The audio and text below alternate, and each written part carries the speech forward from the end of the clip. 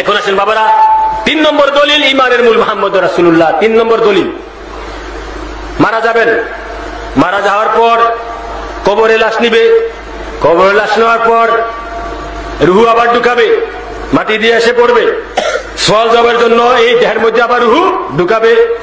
ঢুকানোর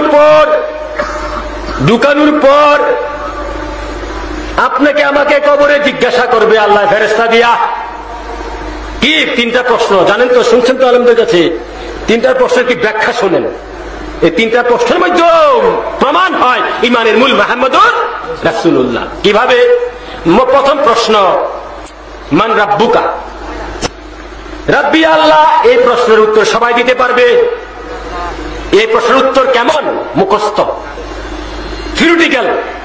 রাব্বি আল্লাহ, মান রাব্বুকা, রাব্বি আল্লাহ, প্রশ্নের উত্তর হয়ে গেল, সবাই দিতে পারবে। 2 নম্বর প্রশ্নের উত্তর হচ্ছে, প্রশ্ন হচ্ছে মান দীনুকা, দিন আল ইসলাম। গাছটি লইয়া করাচি গেছিলাম। 2 নম্বরের উত্তর সবাই দিতে পারবে যদি প্রশ্ন করবে ফেরেশতারা মান দীনুকা, দিন আল ইসলাম।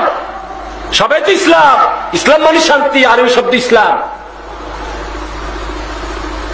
2 নম্বর প্রথম প্রশ্ন, দ্বিতীয় প্রশ্নের উত্তর যদি দিতে পারেন মাফ হবে, মাফ হবে কবরে। 3 নম্বর প্রশ্ন, গুরুত্বপূর্ণ প্রশ্ন, যে প্রশ্নের মধ্যেই আপনি আমার মুক্তি। 3 নম্বর প্রশ্ন, গুরুত্বপূর্ণ প্রশ্ন। সেই প্রশ্নটা সামনাসামনি দেখা দেখি, সেটা মুখস্থ উত্তর নয়, সেটা প্র্যাকটিক্যাল, সেটা থিওরিটিক্যাল নয়। 3 নম্বর প্রশ্নের মধ্যে ফেরেশতারা আঙ্গুল দিয়া দেখাবে মান হাযা রাজুলুল্লাহ বুইসা ফিকুম, মান হাযা রাজুলুল্লাহ বুইসা ফিকুম। এই লোকটি কে যিনি তোমার সামনে।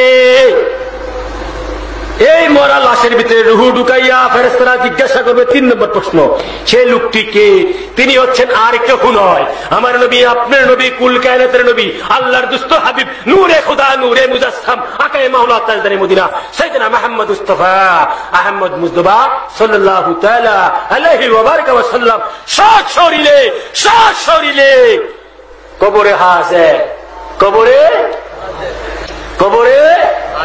যদি ইমানদার হন, নবী দুজনকে মরার সময় দেখছেন, মরার আগেও দেখছেন, নবীজির নূর অন্তরে সংগ্রহ হয়েছে, নবীজির প্রেম কালবে আসছে, কবরে চিনবেন না? নবীজি বলবে না হে ফেরেশতা থাম, এটা তো আমার বান্দা, এটা তো আমার আশিক, এটা তো আমার প্রেমিক, কারে কি জিজ্ঞাসা করো, যা হয়ে গেছে। বাবার আমার নবী, আপনার নবী সশরীরে কবর হাজির। এখন যদি নবী দুজনকে ভালোবাসেন, নবীজি সত্য কর্ম করেন, তাহলে তো অবশ্যই নবী দুজনকে চিনবেন কবরে। কি বলবেন? যে ইনি তো রাসূলুল্লাহ, আল্লাহর দুস্ত হাবিব, নূরে খোদা, আমাদের আকা, আমার জান প্রাণ, সশরীরে হাজির। এখন যদি নবীকে চিনেন কবরে, তাহলে ফেরেশতারা বলবে হাদিস শরীফে, কি নম নম নম কাউনিমাতুল উরস, হে লাশ, হেই নবীর আশিক, তুমি ঘুমাও বাসসজ্জা করে, তুমি বেহেশতি ঘুম ঘুমাও, তুমি পরীক্ষায় পাস হইছ, তুমি ইমানি পরীক্ষায় পাস হইছ, তুমি ইমানকে চিনছ, তুমি আল্লাহ হাবিবকে চিনছ, তুমি নূরের নবীকে চিনছ, তুমি ইমানি পরীক্ষায় পাস করেছ, তুমি এখন বেহেশতি ঘুমাও।